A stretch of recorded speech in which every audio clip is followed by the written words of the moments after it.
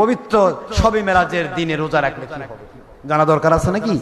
কালকে রোজা রাখবেন কি রাখবেন না সেটা আপনার উপরে নির্ভর করবে। তবে আমি বলি, ক্বালা আবু হুরায়রা রাদিয়াল্লাহু আনহু মাওকুফা, মান সামা ইয়াওমা 27 মিন রাজাব কাতাবাল্লাহু লাহু 60 শাহরা।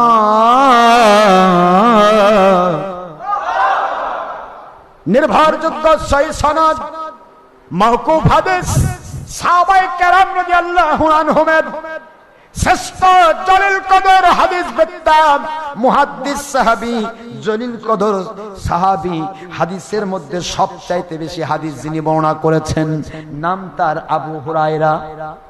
নাম তার কি? কুনিয়াত নাম আবু হুরায়রা, আসল নাম আব্দুর রহমান। বুঝতেছেন না বোঝেন না? আবু হুরায়রা রাদিয়াল্লাহু আনহু বলেন, কি বললেন? এই পবিত্র রজবুল হারাম মাসের মান যে বা যারা সমা রোজা রাখবে, ইয়াউমা মানে দিন, সাবউন মানে সাবউন শব্দের অর্থ 7, ওয়া 20 মানে 20, 20 এবং 7 কত হলো? 27 মান সমা রোজা রাখবে। কে?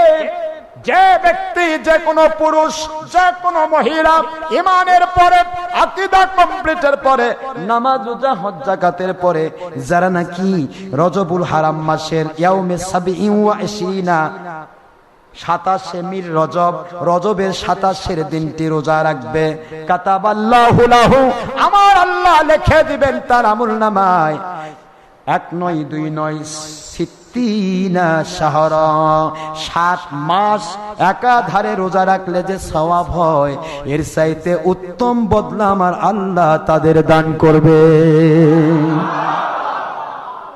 কয় মাস?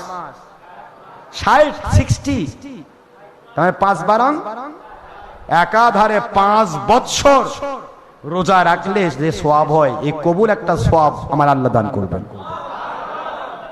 যেটা আজকে রাত্রে সেহরি খেয়ে আগামী কালকে আপনারা রাখবেন।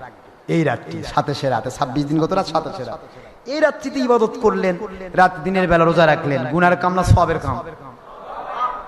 এটাই সহিহ।